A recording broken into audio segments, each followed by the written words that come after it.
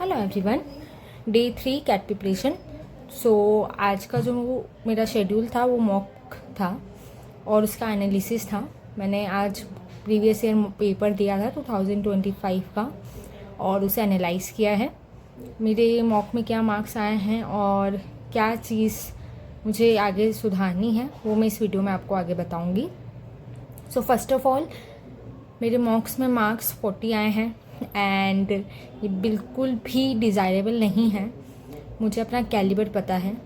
I know कि ये double होने चाहिए थे, बट ऑल्सो मुझे पता है कि मुझे अभी बहुत सारे कॉन्सेप्ट्स क्लियर करने हैं, उन पे प्रैक्टिस करनी है, उन पे पकड़ लाना है। स्पेशली इन क्यूए बहुत सारे मेन कॉन्सेप्ट्स मुझे फिर से करने पड़ेंगे। In DLR also I need to think out of the box. Time management करना और सेट को सॉल्व करना, घबराना नहीं कि वन ऑफ द चीज़ है जो मुझे डेवलप करनी पड़ेगी। अबाउट VRC तो मेरा हमेशा अटेम्प्ट रेट ज़्यादा रहता है और एक्यूरेसी हमेशा शॉर्ट हो जाती है। तो मुझे एक्यूरेसी को और अटेम्प्ट रेट को कैसे साथ में बैलेंस करना है ये सीखना बहुत इम्पॉर्टेंट है। So let me tell you one by one कि मेरा मॉक का एनालिसिस कैसा रहा। So first of all, let's talk about DLR. I have already made my copy in which I am going to write what I did right or not. So first of all, there was 5 sets and 2 was pretty much easy. One of the direction set, direction plus arrangement, and it was easy set of 4 question. 10 minute के अंदर किया जा सकता है अगर आपको arrangements आते हों और राइट लेफ्ट का पता हो। तो मेरा वो सेट ज़रूर बन गया था। दूसरा सेट था स्पेशल चार्ट्स का, जो कि बहुत इजी था मुझे ऐसा लगा, बिकॉज आपको उसमें बस ये पता होना चाहिए कि आप चार्ट्स को कैसे विजुअलाइज करके देख सकते हैं। उसमें 3 क्वेश्चंस तो सिर्फ चार्ट्स में देख के ही आंसर किए जा सकते थे और एक क्वेश्चन के लिए आपको थोड़ी कैलकुलेशन करनी थी, बट उसमें मेरे 2 क्वेश्चन गलत चले गए। फर्स्ट रीज़न, मैंने क्वेश्चन सही से नहीं पढ़ा उसमें। सेकंड रीज़न जो था, जो सेकंड क्वेश्चन था, वो मुझे ऐसा लगता है कि मैंने जब कैलकुलेशन फिर से करी तो वो सही नहीं हो पाई मुझसे। तो मेरी कैलकुलेशन एरर जो है उस वजह से मेरा सेकंड क्वेश्चन गलत गया। अगर अब हम बात कर ले कि बचे 3 सेट्स जो थे उसमें से आपको कोई सा भी एक सेट और करना आना चाहिए। आप, मेरे को ऐसा लगता था कि 20 मिनट में वो 2 सेट्स में कर सकती थी और बचे 20 मिनट में मुझे एक और कोई सा सेट कर लेना चाहिए था।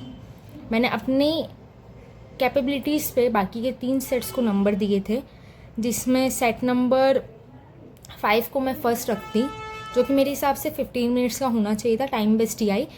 बट एज आई सेट कि मुझे अभी प्रैक्टिस करनी पड़ेगी, तो मैं अभी मॉक में अपना जो रखूँगी कि मुझे क्या करना है DLR में, तो मैं 2 सेट्स रखूँगी 20 मिनट्स के, and I will try to make them more much accurate. कोशिश करूँगी कि अगर 8 क्वेश्चन है तो वो पूरे एक्यूरेसी के साथ हों, और फिर थर्ड सेट में साथ में धीरे धीरे लाने की कोशिश करूँगी। और पैनिक नहीं होना, ये मेरा एक्सपीरियंस है 2025 के पेपर के टाइम का। सो येस, तो ये हुआ था DLR में। मुझे बहुत सारी प्रैक्टिस करनी है और कॉन्सेप्ट समझने हैं, कौन बेस्ट DI के, कौन बेस्ट LR के। नाउ अगर मैं बात करूँ QA की, तो QA प्रिटी मच मैंने 8 क्वेश्चंस उसमें अटैम्प्ट किए हैं, 6 सही निकले हैं, 2 गलत निकले हैं। सो बेसिकली हुआ क्या QA में, तो QA में जो 5 चीज़ें हैं जो मुझे इस पर्टिकुलर मॉक में समझ आई, जो इस पर्टिकुलर मॉक की थी। फर्स्ट, मुझे अपनी ज्योमेट्री के सारे बेसिक कॉन्सेप्ट्स क्लियर करने हैं, प्रैक्टिस करनी है। टाइम स्पेस डिस्टेंस के साथ भी यही करना है, टाइम एंड वर्क के साथ भी यही करना है, और या फंक्शन, ग्राफ एंड जो भी स्टैटिस्टिक्स है। और मुझे मिक्सचर एंड एलिगेशन की भी प्रैक्टिस और उसके बेसिक्स को फिर से क्लियर करना पड़ेगा। मोर ओवर 13 क्वेश्चन ऐसे थे जो मैं कर सकती थी, मैंने 8 ही किए हैं, और 3 क्वेश्चन मुझे अपनी लिमिट बढ़ानी है। तो मुझे हर हालत में 16 क्वेश्चन मॉक में करने आने चाहिए, सो दैट मेरी एक्यूरेसी 14 की तो हो। तो मैंने 8 किए हैं, 6 सही निकले हैं, तो मैं अगले मॉक में कोशिश करूँगी कि मैं 10 करूँ और उसमें से मोस्टली 9 सही निकले। और जो भी मेरी स्ट्रेंथ है, जैसे कि अर्थमेटिक में कुछ कॉन्सेप्ट्स ऐसे हैं जो मुझे अच्छे से आते हैं बट मैं फंबल कर जाती हूँ उनको करते वक्त, तो उनका ध्यान रखना है। सेकंड, अलजेब्रा के कॉन्सेप्ट्स मुझे पता हैं बट विदाउट प्रैक्टिस कॉन्सेप्ट का कोई मतलब नहीं होता, इसलिए अलजेब्रा में मुझे प्रैक्टिस करनी है बहुत सारी। ज्योमेट्री मुझे पूरा ही करना है, and number system and modern maths I will see about that. Moreover calculation, speed and accuracy, this 3 thing I have to implement on my mock, क्योंकि एक्यूरेसी है 8 में से 6 सही गए हैं पर स्पीड नहीं है। मैंने जैसे कहा 8 क्वेश्चन किए हैं तो एटलीस्ट मुझे 12 क्वेश्चन अटैम्प्ट करने चाहिए थे, क्योंकि मुझे 13 आते थे और 2-3 क्वेश्चन तो इजी थे पर बिकॉज ऑफ टाइम मैं नहीं कर पाई, तो ये सिचुएशन हुई है मेरे साथ। If I will talk about VARC, तो okay, VARC is always unpredictable for me, I don't know why. तो हमेशा VARC में मेरा अटैम्प्ट ज़्यादा रहता है पर एक्यूरेसी की वजह से मुझे दिक्कत आती है, तो ये चीज़ कैसे बैलेंस आउट करनी है मुझे ये फिगर आउट करना है। तो आज भी मोस्टली मेरे साथ दिक्कत यही हुई है कि RCs में मैं 2 ऑप्शंस के बीच में नहीं चूज़ कर पाई, एलिमिनेट नहीं कर पाई, या मैं क्वेश्चन सही से नहीं पढ़ पाई। क्वेश्चन सही से पढ़ा तो मैं ब्लैंक आउट होके गलत ऑप्शंस को अपने इंस्टिंक्ट पे जाके टिक कर दिया। मोरओवर अगर मैं VA की बात करूं तो VA एक ऐसा सेक्शन है जिसमें मुझे प्रैक्टिस लगेगी, mostly in para what is it odd one out and para jumbles. Missing sentence was also not my strength, so yeah, out of 4, 3 are not my strength, so I need a lot of practice in them. Daily basis पे करना है और daily basis पे उसको analyse करना, daily basis पे अपने आप को और ज़्यादा पुश करना, लिमिट करना, this is what I have to do.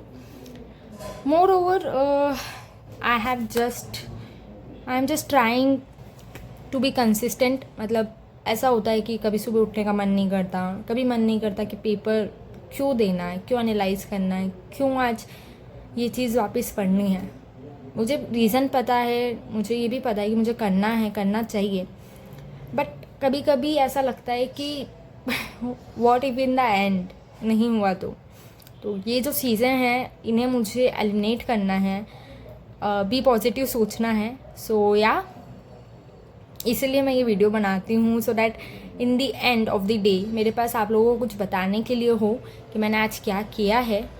This is the reason, क्योंकि इसी वजह से मैं अपने आप को पुश कर पाती हूँ कि कुछ ना सही कुछ तो सही, मतलब जो मेरा पूरा शेड्यूल है वो पूरा ना सही, उसका हाफ ही सही मैं करूँ, so that I can show you guys. More over मैं आप लोगों को इंसाइट्स इसलिए नहीं दे पाई हूँ आज अपने मॉक और जर्नी के एनालिसिस के भी, बिकॉज मुझे कहीं पे जाना था तो मैं बीच में थोड़ी देर के लिए वहाँ चली गई थी। सो और मैं अपने फ़ोन यूज़ नहीं कर पाई मॉक के टाइम पे। मैं अभी नई हूँ इस चीज़ में, तो मैं धीरे धीरे इस चीज़ को ट्राई करूँगी, कोशिश करूँगी कि मैं ज़्यादा आप लोगों को बता सकूँ, दिखा सकूँ अपनी जर्नी। और that's it, all the best for the CAT. Like, subscribe, share अगर आपको पसंद आया हो मेरा चैनल, मेरी जर्नी आपको अच्छी लग रही हो। Moreover I am using moreover frequently, right? Oh God, तो उसे ये चीज़ भी मुझे सही करनी है और एक टाइम टेबल फिर से बनाना पड़ेगा, क्योंकि अभी 7 महीने शुरू होने वाले हैं, मतलब शुरू हो चुके हैं और जैसे स्टार्टिंग ओनली 3 डेज़ हुए हैं, तो इन 7 महीने में जी तोड़ मेहनत करनी है हर हालत में। आप चाहें तो मेरे साथ लिंक्डइन पे जुड़ सकते हैं, कनेक्ट हो सकते हैं, और मेरा इंस्टाग्राम चैनल भी मेरी बायो में है, you can check it out. या दैट्स इट, थैंक यू।